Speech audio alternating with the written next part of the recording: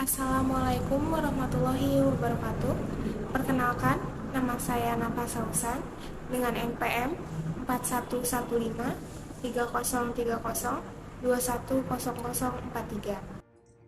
Hai, perkenalkan nama saya Retno Wulandari dari kelas Ikom A2 semester 3 dengan NPM 411 530 3021 0074. Halo, perkenalkan nama saya Ditma Reza Syahnas Widi Santoso dengan NPM 4115 3030 210054. Perkenalkan, nama saya Septian Maulana dengan NPM 4115 3030 210053. Halo, perkenalkan nama saya Ulan Triwinata, NPM saya 411 530 30 21 0039. Warahmatullahi wabarakatuh. Perkenalkan, nama saya Ariel Kamdani, NPM saya 411 530 30 210047. Perkenalkan, nama saya Zata Zabila Yuenda dengan NPM 4115 3030 210065. Perkenalkan, nama saya Nur Hanifah Agustina dengan NPM 4115 3030 210064. Perkenalkan, nama saya Sehat Fadli dari kelas Ikom A2 semester 3 dengan NPM 411 530 302 138. Perkenalkan, nama saya Revlana Purnama Putra, NPM saya 411 530 30 210044. Apa itu PPKM? Pemberlakuan pembatasan kegiatan masyarakat atau disebut juga dengan PPKM adalah kebijakan pemerintah Indonesia sejak awal tahun 2021 untuk menangani pandemi COVID-19 di Indonesia. Sebelum pelaksanaan PPKM, pemerintah telah melaksanakan pembatasan sosial berskala besar atau disebut juga dengan PSBB yang berlangsung di sejumlah wilayah di Indonesia. Keputusan Presiden dinilai lebih politis dan ekonomis. Dilansir dari cnbcindonesia.com, keputusan Presiden mencabut kebijakan pemberlakuan PPKM pada tanggal 30 Desember 2022 kemarin dikritik karena dinilai lebih bermuatan politis dan ekonomis. PPKM dicabut mulai hari ini, karena nanti Mendagri akan menerbitkan instruksi Mendagri Inmen. Dan untuk status kedaruratan tidak dicabut karena pandemi belum berakhir sepenuhnya. Dan pandemi ini sifatnya bukan per negara, tapi sudah dunia. Pencabutan PPKM menimbulkan dampak negatif. Seorang epidemiolog dan peneliti Indonesia dari Universitas Griffith Australia, Diki Budiman, mengingatkan pencabutan PPKM akan lebih banyak mendatangkan dampak negatif dibandingkan dampak positif. Pasalnya, status pandemi COVID-19 belum dicabut oleh Badan Kesehatan Dunia atau yang disebut WHO. Pandangan Diki dan Zuliansyah terhadap pencabutan PPKM. Hal ini memiliki risiko yang lebih besar daripada manfaatnya. Dia melihat kecenderungan pencabutan PPKM ini secara ekonomi dan politik. Secara data masih diperdebatkan. Pengamat kebijakan publik dari Universitas Indonesia, Zuliansyah, menilai pemerintah tidak memiliki skenario kebijakan yang matang, meski pandemi sudah setahun lebih berjalan. Kebijakan pemerintah tentang masyarakat. Kebijakan yang dikeluarkan justru katanya diambil tanpa mitigasi dan kerap mengikuti opini publik. Semisal, vaksin individu berbayar yang akhirnya dibatalkan karena ditentang masyarakat. Dia khawatir belum ada skenario kebijakan pandemi sampai 2 hingga 3 tahun ke depan. Pemerintah juga masih meraba-raba dengan pandemi yang berlangsung panjang. Bahkan mungkin ada gelombang varian baru. Saya belum bisa lihat skenario kebijakan ekonomi dan kesehatan untuk kedepannya. Mungkin boleh perkenalan diri dulu, dengan siapa dan di mana? Saya Ulfa dari Universitas Mula Warman di Samarinda. Oke, jadi pertanyaan pertama itu tuh menurut kamu nih, PPKM itu penting gak sih? penting. Boleh dijelasin nggak pentingnya kenapa? PPKM sendiri kan itu ada pas awal-awal COVID ya. Tujuannya ya itu supaya membatasi mobilitas. Karena COVID sendiri kan nyebarnya cepat ya. Jadi kalau semakin banyak mobilitas, ntar jadi semakin banyak yang terinfeksi tertular, karena COVID sendiri kan cepat menular ya. Baik dari cairan maupun dari udara. Jadi lebih baik mobilitas itu dibatasi, baik untuk keluar kota maupun di dalam kota itu sendiri. Oke. Terus tanggapan kamu tentang PPKM dinyatakan dicabut gimana tuh? Kalau melihat kondisi sekarang sih mungkin emang udah tidak sebanyak itu lagi kasus COVID-nya.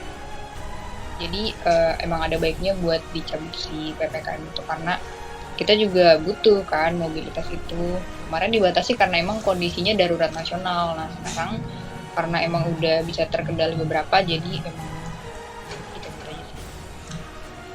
Istilahnya kayak back to normal. Terus ini apa? Perubahan apa aja sih yang kamu rasain pas PPKM tuh?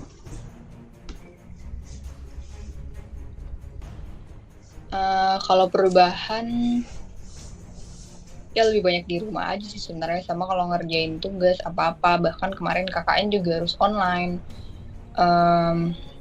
Ya walaupun sebenarnya itu nggak maksimal banget ya, karena namanya KKN harus terjun, tapi malah dibuat online. Bayangin aja desanya terpencil disuruh ngurusin semua hal yang online, jadi kayak nggak maksimal. Mungkin ada beberapa kerjaan yang emang nggak bisa dimaksimalin, tapi mau gimana daripada kita nyebarin penyakit kan gitu. Oh iya, aku tadi lupa mention nih, kamu tuh semester berapa sih sekarang tuh? Saya semester 2, sekarang udah semester 9. Wih, bentar lagi wisuda dong ya. Gimana skripsinya lancar?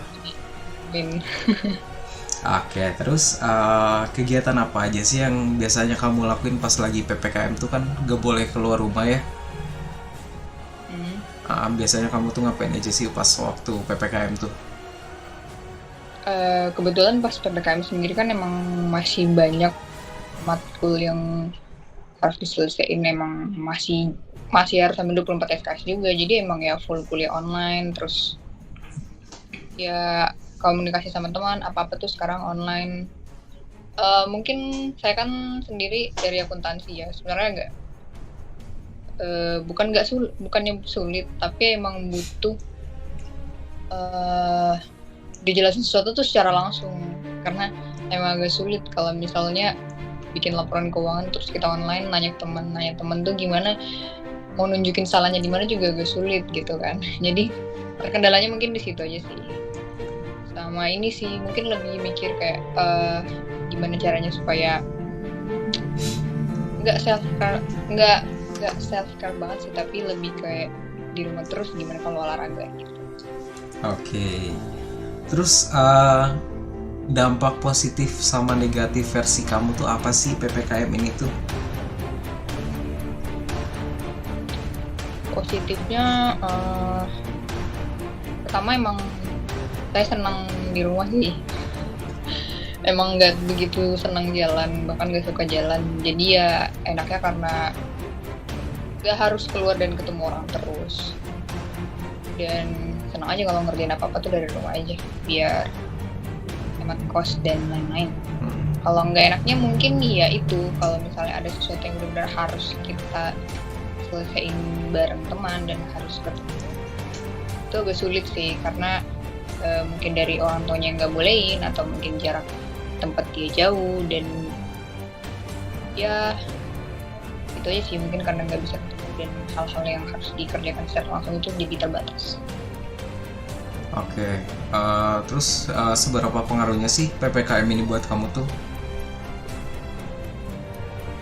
Nggak banyak sih, karena emang ini yang saya senangi.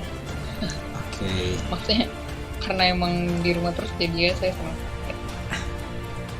Terus menurut kamu nih ya, gimana sih kinerja pemerintah selama PPKM ini tuh?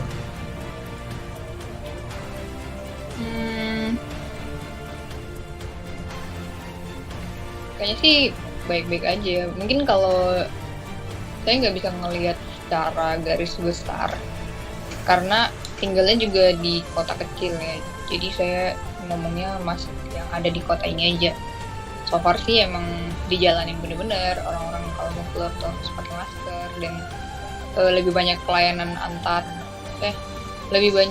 antar gitu. Jadi kita nggak benar-benar harus datang ke tempat itu. Kan kalau di tempat saya kan di Kutim ya, Kutai Timur di Kalimantan Timur. Di sini tuh dulunya sih belum banyak pelayanan antar gitu, maksudnya kayak kurir. Semenjak pandemi itu jadi banyak gitu. Oke. Coba dibilang pertanyaannya apa? Tanggapan kinerja pemerintah selama PPKM. Sorry. Jadi kalau di Kutai Timur sendiri sih emang dilaksanakan bener-bener ya.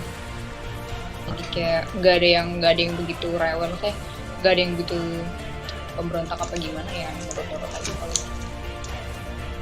Terus juga kamu merasa dirugikan nggak sih selama PPKM ini tuh? Kayak ada hal yang menurut kamu tuh ini ngerugiin gitu? Enggak, karena ini saya cari. Oke. Terus kan ini selama PPKM tuh kan semua kegiatan tuh dilakukan secara daring nih ya, mau pekerjaan ataupun pendidikan. Nah, menurut kamu itu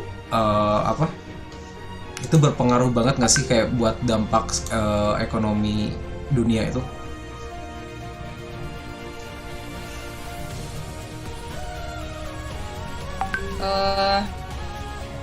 Kayaknya tergantung sektornya sih.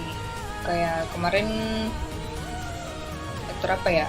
Kayak perhotelan, yang pariwisata itu mungkin sangat terdampak ya. Tapi kayak e-commerce dan biasanya yang penjualan sih itu tetap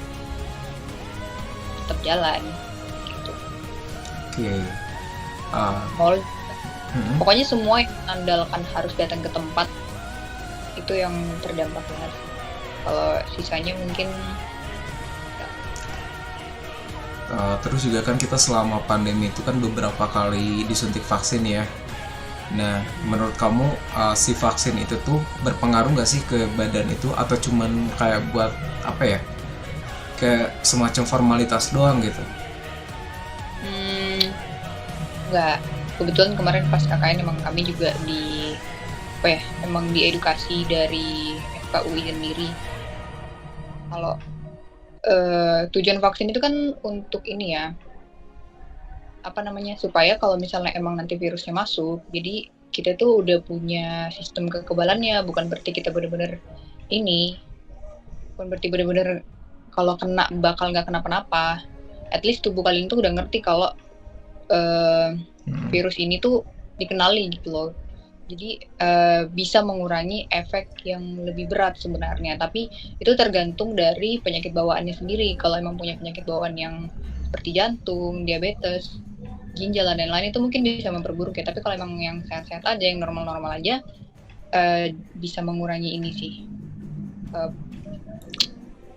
Akibat yang lebih seriusnya. Kalau saya sendiri kemarin udah 2 kali kena sih, dan syukurnya emang nggak sampai yang terbaring di rumah sakit gitu, nggak sih. Paling efeknya seminggu aja. Itu juga cuma lemes doang, tapi masih bisa ngapa-ngapain, nafsu makan juga masih bagus gitu. Oke. Nyambung ke yang tadi ya, soal kamu sempat keserang COVID tuh.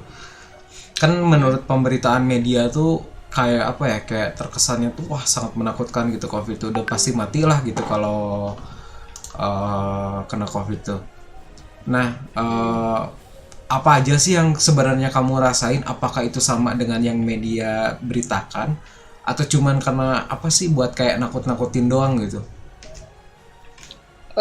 Kalau yang saya lihat sih kayaknya yang media beritakan itu yang ini sih, mungkin penyakit yang parah-parah, dan kayaknya sih kebetulan emang orang-orang itu punya penyakit bawaan ya, dan kebetulan saya sendiri nggak punya penyakit bawaan, puji Tuhan. Tapi pertama tuh kan kenanya waktu di akhir 2020, dan di 2020 tuh stigma orang terhadap ada COVID itu emang masih gede ya. Jadi kayak misalnya kalau ada tetangga yang kena, keluarga itu pasti bakal di apa ya? Bukan dijauhi sih, kayak kalau bisa jangan deket-deket gitu loh. Oke. Tapi pas kena lagi di 2021 itu kan udah apa ya? Orang udah mulai teredukasi lah kalau nggak kayak gitu caranya buat nangani teman atau tetangga yang kena, gitu. Kita harus ngasih bantuan gitu supaya dia juga apa ya? Kan ini tentang kekebalan tubuh ya, jadi kalau misalnya kita disemangatin juga tubuhnya bisa jadi sembuh gitu. Betul. Oke, nyambung ke yang tadi bantuan nih. Terus aku juga sempat baca berita nih soal bantuan ini tuh. Katanya ada di beberapa daerah yang bantuannya tuh nggak merata. Nah itu menurut kamu gimana sih? Bantuan yang apa ya, yang bansos ini ya? Betul. Itu kan sebenarnya buat kategori orang miskin ya, dan kebetulan kami itu menengah dan nggak dapat. Jadi emang nggak apa ya, nggak ngerti gimana ininya penyalurannya gitu loh. Cuman kemarin waktu saya KKN juga emang ini ada nanya ke kepala desa dan perangkat desanya kalau bantuan ke desa tersebut tuh dalam bentuk tunai. Jadi bantuan langsung tunai. Dan dari desanya ngomong sih emang iya ada dan udah terlaksana dengan baik. Itu di daerah sini ya, saya nggak tahu kalau di luar Kalimantan Timur. Oke, terus masih bersangkutan sama bantuan sosial nih ya. Kan sempat ada kasusnya tuh, saya lupa lagi menteri atau pokoknya dari pemerintahan deh ada yang korupsi dana bantuan sosial. Nah menurut kamu gimana sih? Kalau menurut saya mungkin hal-hal kayak gitu kayaknya emang sering aja ya terjadi. Cuman ini tuh nggak etis banget karena istilahnya kita lagi krisis nasional. Bukan krisis sih, maksudnya lebih kayak ini tuh udah ditetapkan sebagai bencana nasional gitu loh. Dan orang-orang tuh banyak yang butuh, tapi kepikiran buat ngelakuin itu dan ya ternyata ketahuan gitu. Jadi ya terima sendirilah akibatnya gitu. Aku nggak begitu mengomentari masalah itu, cuman lebih kayak ya sedikit-sedikit yang diambil pun itu ada banyak loh jumlahnya dan bisa jadi miliaran buat dia sendiri. Gitu sih, ya korupsi is bad lah. Oke. Kan kita PPKM ini baru dicabut kan ya, baru-baru inilah, belum lama banget gitu. Belum ada waktu 6 bulan mungkin, kurang dari 6 bulan lah. Menurut kamu nih ya, apa yang harusnya pemerintah lakukan ketika kita masa transisi dari PPKM menuju ke new normal gitu? Kalau transisi apa ya, mungkin lebih ini sih, tetap pakai masker gitu. Maksudnya kan kita juga nggak tahu ya bakal ada virus apa lagi selanjutnya. Ya kita juga nggak berharap bakal ada juga sih, cuman lebih baik mencegah gitu loh. Maksudnya dari fasilitas kesehatan aja sih dibaikin gitu loh. Sama ini sebenarnya kan perintah buat mencabut masker juga udah ada ya, dan udah nggak apa-apa gitu nggak pakai masker. Padahal menurut saya mending pakai aja terus gitu buat menghindari hal-hal yang selanjutnya. Jadi kita udah nggak perlu sampai menjaga jarak banget, cuma kalau bisa aja sih.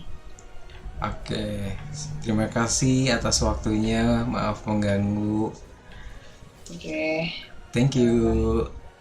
Boleh perkenalan dulu mungkin dengan siapa dan di mana? Oke, halo, selamat malam. Nama saya Sandra Milia Zahra. Asalnya dari Universitas Indonesia Membangun. Saya prodi psikologi semester 3. Oke. Jadi aku ada beberapa pertanyaan yang terkait sama PPKM dan pandemi beberapa tahun silam atau beberapa tahun belakang. Menurut kamu nih ya, PPKM itu penting gak sih? Kalau misalkan dari pendapat aku sendiri ya, itu tuh penting sih, malahan penting banget. Karena waktu itu kan kondisinya lagi urgen banget kan, kita serba-serbi itu dibatasi, bisa menular kapan aja, di mana aja. Jadi adanya pembatasan itu dalam segala aspek sih penting banget. Toh juga dapat hasil kan, jadi orang-orang juga bisa bisa apa ya? Jadi mereka tuh bisa menahan diri dari hal-hal yang sekiranya bisa mereka kerjakan nanti dan juga kan membantu orang lain juga biar gak tertular. Oke. Nah, terus apa tanggapan kamu pas PPKM itu dinyatakan dicabut? Sebenarnya senang sih karena ada beberapa keperluan yang harus aku lakukan, tapi kan karena terbatas PPKM jadi nggak bisa. Nah, kalau aku sih senang-senang aja ya, cuman waktu lihat ternyata apa ya penggunanya itu balik lagi sama kayak dulu waktu belum terjadi apa-apa ya jadi takut juga sebenarnya karena takutnya ada muncul-muncul lagi gitu virusnya. Oke. Nah, perubahan apa aja sih yang kamu rasain pas lagi PPKM itu tuh? Aku lebih mawas diri sih ya, terutama sama sosial dan juga kebersihan. Kalau misalkan dari segi kebersihan sendiri, aku jadi lebih prepare sama apa ya peralatan yang harus dibawa tuh apa aja. Aku sedia P3K terus aku sedia hand sanitizer, masker, terus kalau misalkan pulang itu dicuci bajunya, cepet gak ada yang ditabung-tabung kayak gitu dulu. Terus kalau misalkan dari sisi sosialnya sih, aku jadi lebih nyaman untuk sendiri, lebih nyaman untuk di rumah. Kadang bosan juga sih kalau di luar banyak-banyak, tapi aku juga gak membatasi kalau harus berhubungan dengan orang lain itu ngobrol. Cuman ya kadang agak sedikit malas aja jadi. Oke, nah terus tadi kan kamu udah nyeritain kegiatan ya. Nah, kegiatan apa aja sih yang biasanya kamu lakuin pas PPKM itu tuh?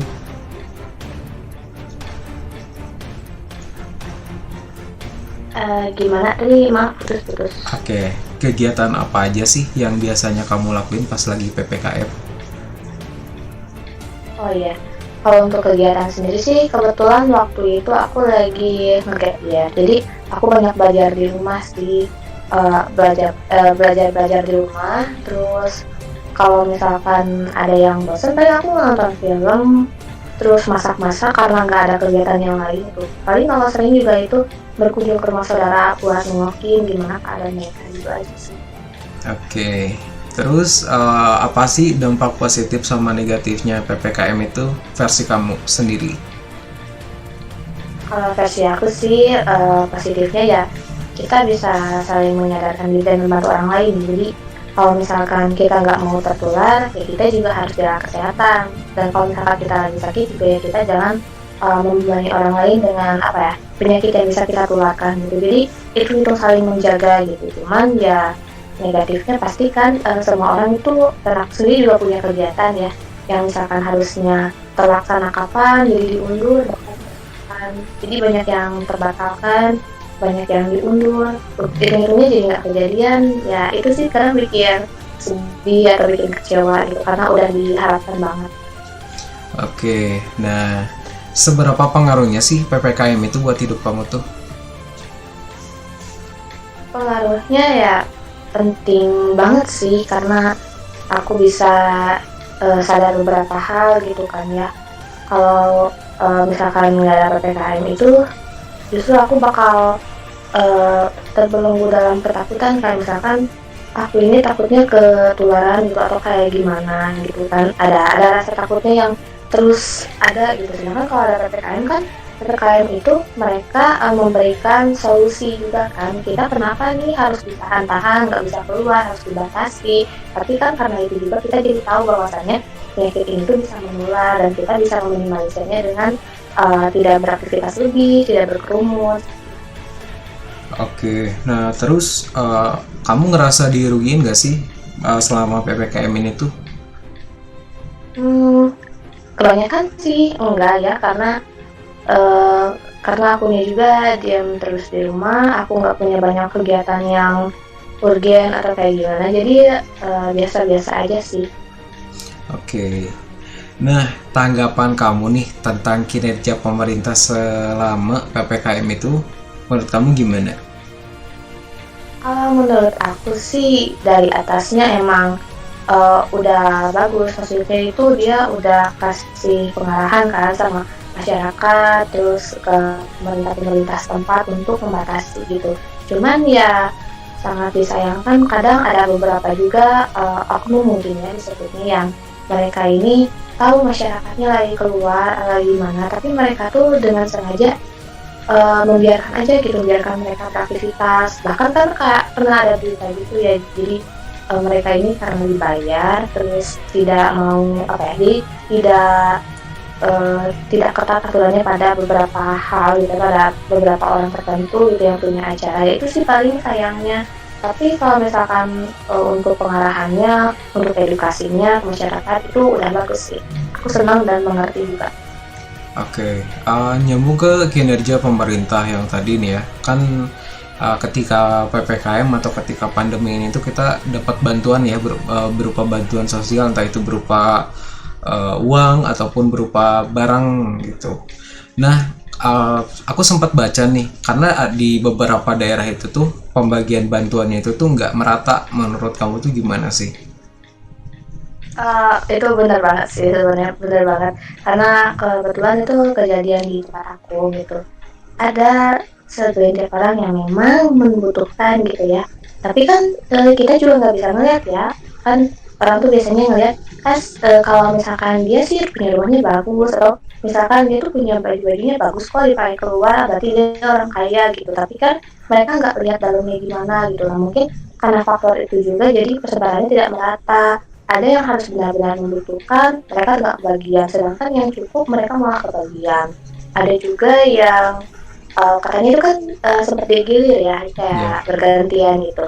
Cuman ya itu ada yang nggak digilir, jadi terus aja dia terus yang dapat, sedangkan orang lain yang harusnya dia dapat jatah gitu untuk bergilir ya, dia jadi nggak kebagian sampai akhirnya sekarang udah nggak ada apa-apa lagi dan nggak dapat gitu. Oke, kita lanjutin lagi ngebahas soal bantuan sosialnya ini tuh. Nah, ketika lagi pandemi atau lagi PPKM ini tuh sempat ada kasus katanya tuh entah itu menteri ataupun pokoknya orang pemerintahan, oknum pemerintahan yang mengkorupsi dana bantuan sosial. Nah, menurut kamu tuh itu gimana sih? Itu benar-benar udah tahap paling jahat sih ya kalau kata aku. Karena kan di satu sisi tuh orang lagi membutuhkan ya, karena COVID juga kan orang banyak kehilangan pekerjaan, banyak keterbatasan, dan dengan adanya bantuan pemerintah ini mereka seakan-akan didorong lagi gitu kan untuk dipenuhi lagi kebutuhannya. Tapi si oknum-oknum ini dia tuh malah sengaja kayak korupsi gitu, jadi kasihan kan orangnya, kita nggak tahu mereka itu lagi lapar, lagi susah, sibuk mikirin uang buat pakai ini, pakai itu, tapi mereka dengan sengaja korupsi. Jadi itu udah benar-benar paling paling jahat gitu, karena dia cuma mentingin kepentingan sendiri doang dibanding kepentingan orang lain yang jauh lebih membutuhkan daripada dirinya. Oke, nah ketika pandemi atau PPKM ini itu kan kita semua kegiatan sangat-sangat serba dibatasi, mau itu kegiatan pendidikan, mau itu kegiatan perekonomian dan lain-lainnya. Nah, yang paling berpengaruh buat kamu tuh di sektor apanya sih? Contoh kayak misalnya kalau di aku pribadi sih perekonomian agak sedikit turun nih ya, karena agak susah juga buat nyari kerja gitu. Nah, kalau buat kamu kayak gimana? Kalau di aku sih lebih ke ekonomi juga sih ya, sama meskipun aku belum bekerja, tapi ya pasokan sehari-hari di rumah juga sempat terbatasi gitu kan, sempat agak susah terpenuhi. Tapi meskipun tidak lama ya alhamdulillah bisa lancar lagi gitu. Terus kependidikan sih kayaknya, soalnya kan agak kesini itu aku udah mulai masuk semester 1. Nah, ketika lagi pengen semangatnya kuliah gitu kan, ternyata kampus kasih kebijakan bahwa kita harus bukan tatap muka dulu tapi harus online dulu, dan itu waktunya lama banget gitu. Jadi ya secara penerapan ke dalam belajar juga kan jadi agak kurang gitu, karena tetap aja beda gitu kan, dari layar gini atau enggak kita face to face itu beda banget sih rasanya. Paling itu aja 2. Oke. Terus kan kita sekarang ini PPKM udah resmi dicabut lah ya, beberapa bulan ke belakang tuh. Terus juga kita sekarang kan lagi masa transisi dari PPKM menuju ke new normal gitu. Nah, menurut kamu apa sih langkah yang harus dilakukan sama pemerintah itu tuh buat bisa balikin semuanya seperti sedia kala atau sestabil dulu lah gitu dari hal perekonomian, pendidikan dan yang lain-lainnya? Agak susah sih ya sebenarnya. Cuman kalau misalkan ingin dikembalikan seperti dahulu, harusnya lebih kerjasama sih. Pemerintah bisa menghimbau dan juga mengedukasi masyarakat. Kemudian masyarakat juga harus meningkatkan kesadaran kalau kata aku. Soalnya kan kalau misalkan kita dikasih tahu nih yang baik dan buruk, tapi kita dengan sengaja mengajukannya kan otomatis kita menggagalkan suatu rencana juga gitu. Kalau misalkan hasilnya jadi negatif, kita juga kan jadi ngerugiin orang lain gitu. Bisa aja bukan ke secara fisik yang bisa kita lihat dengan mata, bahkan mental mereka juga bahkan bisa terpengaruh gitu kalau hasilnya tidak sesuai. Paling dari sisi edukasi, terus pemahaman masyarakatnya juga lebih ditingkatkan. Jadi ada empati yang semakin bertumbuh gitu di antara kita untuk saling menjaga, untuk saling menghormati gitu. Meskipun bisa aja dari kebiasaan-kebiasaan dulu waktu pandemi itu masih ada sampai sekarang kan, misalkan pakai masker, mencuci tangan, menjaga jarak, buang sampah pada tempatnya gitu kan, nggak sembarangan. Nah itu kan malah jadi contoh yang baik gitu. Mungkin terus dihimbau dan diaplikasikan, mungkin itu bakal semakin mendukung kita ke arah yang lebih baik. Oke, mungkin cukup sekian pertanyaan yang aku sampaikan. Terima kasih buat waktunya Sandra. Mohon maaf mengganggu. Makasih.